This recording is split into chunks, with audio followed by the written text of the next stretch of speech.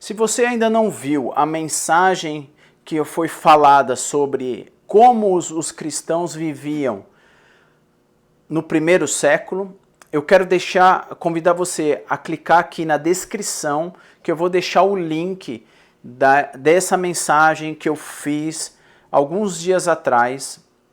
E eu quero dividir com vocês, para que vocês possam ver em Atos capítulo 2, aonde se iniciou a igreja, através do dia de Pentecostes, onde quase 3.000 pessoas foram batizadas. Ali nascia a igreja. E ali mostra como os cristãos, como os discípulos de Jesus viviam como igreja. E eles tinham muitas coisas em comum, como diz na mensagem. E se olharmos Atos capítulo 2 em diante, nós vemos como a igreja vivia. Eles tinham um amor e uma compaixão de viver de uma forma de suprimento, de suprir as necessidades um dos outros, ao ponto de realmente eles venderem as suas propriedades e poderem distribuir. E eu queria dar continuidade em Atos capítulo 4, versículo 32, continua essa mensagem, continua nos ensinando através dessa passagem como os irmãos viviam. Atos 4, 32 diz assim: todo o grupo dos que creram pareciam ter um só coração e uma só alma. Ninguém dizia que qualquer coisa que tivesse era só sua. Ao contrário, eles repartiam tudo o que tinham. Ou seja, eles continuavam com esse mesmo sentimento de repartir. No versículo 33 diz assim: com grande poder os apóstolos davam testemunho a respeito da ressurreição do Senhor Jesus, e grandes bênçãos de Deus eram derramadas sobre todos eles. Ninguém do grupo passava necessidade, pois todos os que tinham casas ou terrenos vendiam, e eles levavam o dinheiro da venda para os apóstolos. Então se distribuíam a cada um conforme a sua necessidade. José, a quem os apóstolos deram o sobrenome de Barnabé, que quer dizer filho de encorajamento, levita, que havia nascido em Chipre, vendeu um terreno que possuía, levou todo o dinheiro e colocou aos pés dos apóstolos. Então aqui nós vemos como a igreja continuava vivendo e vendendo e suprindo as necessidades, e os apóstolos assim, olhando e compartilhando e administrando essa distribuição para suprir as necessidades. Só que acontece, muitas vezes nós queremos fazer parte disso, muitas vezes nós enxergamos essas atitudes de muitos irmãos e nós queremos fazer também. Mas quando nós temos esse tipo de atitude, como esses irmãos, muitos deles tinham, eles tinham uma atitude que sabiam que era um coração, uma atitude de coração voltado para Deus e não para os homens. E muitas vezes nós queremos fazer uma boa ação, não para ajudar ao próximo e muito menos algo para Deus. E sim, nós queremos demonstrar e mostrar isso para as pessoas, mostrar para que as pessoas possam ver as nossas obras, ou que nós queremos fazer parte para que as pessoas vejam, nossa, como o Marcos ele é uma pessoa boa, ele realmente contribuiu com isso. E nós vemos aqui Ananias e Safira no capítulo 5, versículo 1, pessoas que tiveram uma atitude que não foi grata a Deus, porque não foi uma doação de coração, não havendo necessidade. E eu quero que você acompanhe aqui comigo em Atos capítulo 5. Diz assim: entretanto, Havia um homem chamado Ananias, que junto com a sua mulher Safira vendeu uma propriedade e levou somente parte do dinheiro para os apóstolos, guardando o restante para ele. Safira sabia disso e concordou com a atitude do marido. Então Pedro lhe disse: Ananias, por que você deixou que Satanás enchesse o seu coração para que mentisse ao Espírito Santo, ficando com parte do dinheiro da venda do terreno? O terreno não era seu antes de você vendê-lo? Depois que você vendeu, não tinha liberdade de fazer o que quisesse com o dinheiro? Por que decidiu fazer isso? Você não mentiu para os homens, mas sim para Deus. Ao ouvir essas palavras, Ananias caiu morto, e todos souberam dessas coisas e ficaram com muito medo.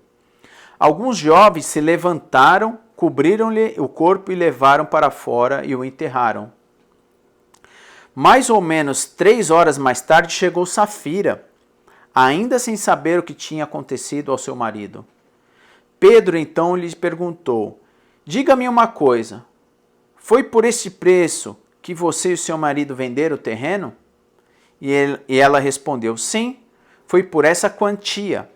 Então Pedro lhe disse: por que você e seu marido concordaram em pôr à prova o Espírito do Senhor? Olhe, os jovens que acabaram de enterrar o seu marido estão agora, eles vão levar você também. E no mesmo instante ela caiu morta aos pés de Pedro. Ao entrarem os jovens, viram-na morta e levaram-a para fora e enterraram ao lado de seu marido. E um grande temor veio sobre toda a terra, sobre toda a igreja, e sobre todos aqueles que ficaram sabendo dessas coisas.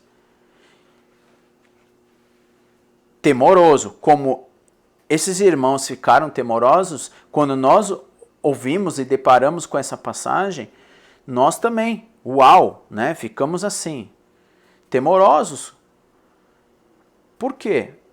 Porque Deus não se agradou dessa mentira. Eles não precisavam fazer isso. Eles mentiram primeiramente para Deus. E ele falando: você não mentiu para a gente, vocês mentiram para Deus. Eles mentiram dizendo que eles tinham uma propriedade, eles venderam a propriedade por um X valor. Mas eles estavam mentindo porque eles queriam tirar parte daquilo. E afinal aquilo era dele. Mas se nós olharmos para essa passagem, tudo que Ananias e Safira queria era poder fazer parte dessa ação que a igreja vinha fazendo. Eu também quero participar dessa contribuição. Então, ele queria participar dessa contribuição para mostrar para os homens, mentindo para Deus e pagando assim a sua própria vida. Os dois pagaram com a sua própria vida. Isso cabe aqui para ensinar a gente, se eu e você queremos fazer realmente uma doação, queremos doar parte daquilo que o próprio Deus, próprio Deus nos concede, porque nada daqui é nosso nessa terra. Apenas realmente somos administradores das bênçãos de Deus. Tudo que foi construído é de Deus. Nada é nosso. Muitas vezes nós conquistamos as coisas, achamos, temos algumas posses, ou muitas que seja, achamos que é mérito nosso, que foi um esforço nosso. Sim, muito que bem, nós esforçamos, estudamos, e temos atitudes de gestão financeira, de econômica e tudo mais. Mas isso, tudo aqui é dele. E não tem por que mentir para ele, para o Criador de tudo.